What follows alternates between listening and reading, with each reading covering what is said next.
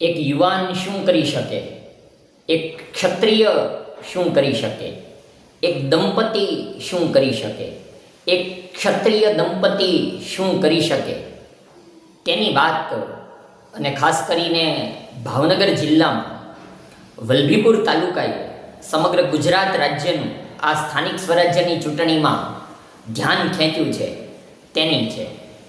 આ વાતના મૂળમાં વલભીપુર તાલુકાના ક્ષત્રિય યુવાન બ્રિજરાજસિંહ ગંભીરસિંહ ગોહિલ છે.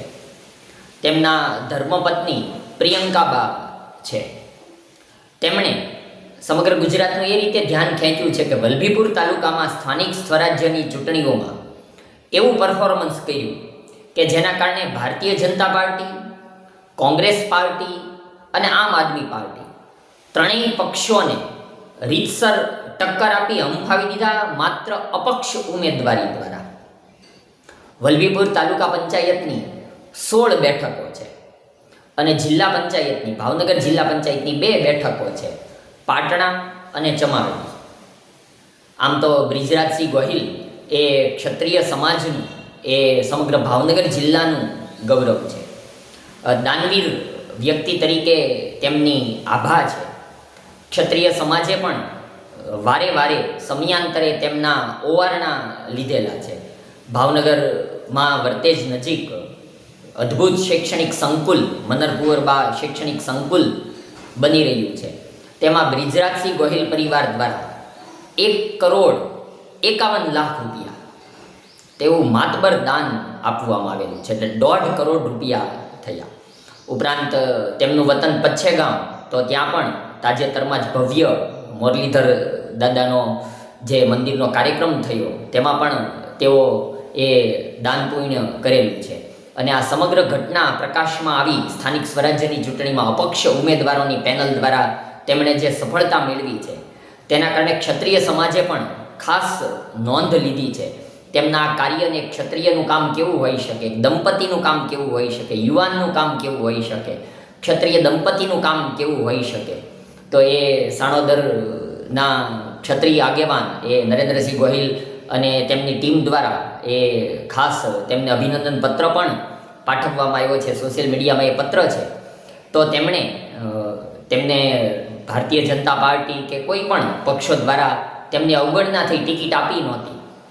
ત્યારે બ્રિજરાજસિંહ ગોહિલે નક્કી કર્યું કે ચૂંટણીઓમાં ઝંપલાવવું છે, અપક્ષ પેનલ બનાવી. તેઓ અન્ય કોઈ પાર્ટીમાં જોડાયા નહીં અને 18 વર્ણ, એટલે અહીંયા તો પાટીદાર સમાજનું પણ વલભીપુર તાલુકામાં વર્ચસ્વ, કોળી સમાજ તો બધી જ જગ્યાએ છે. એ બધા જ સમાજો, દલિત સમાજ હોય કે કોઈ પણ અન્ય જ્ઞાતિ હોય, બધાય વર્ણોએ ભેગા થઈને આ પેનલને, બ્રિજરાજસિંહને એ સફળતા અપાવી છે. અને માત્ર ભાવનગર જિલ્લાની જે 40 બેઠકો હતી તેમાંથી 36 બેઠકો ભારતીય જનતા પાર્ટીએ મેળવી છે, 2 કોંગ્રેસને મળી છે, પણ 2 અપક્ષ પાર્ટીને મળી છે. એ બંને પાટણા અને ચમાડી બેઠક.